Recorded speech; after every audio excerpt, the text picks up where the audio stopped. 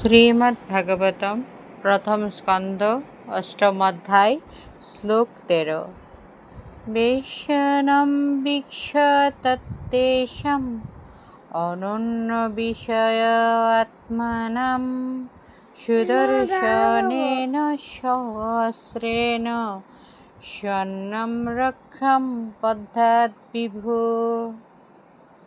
অনুবাদ: সর্বশক্তিমান পরম পুরুষ ভগবান শ্রীকৃষ্ণ যখন দেখলেন যে সর্বতোভাবে তার শরণাগত অনন্য ভক্তদের মহাবিপদ উপস্থিত হয়েছে, তখন তিনি তাদের রক্ষা করার জন্য আপন অস্ত্র সুদর্শন চক্র ধারণ করলেন।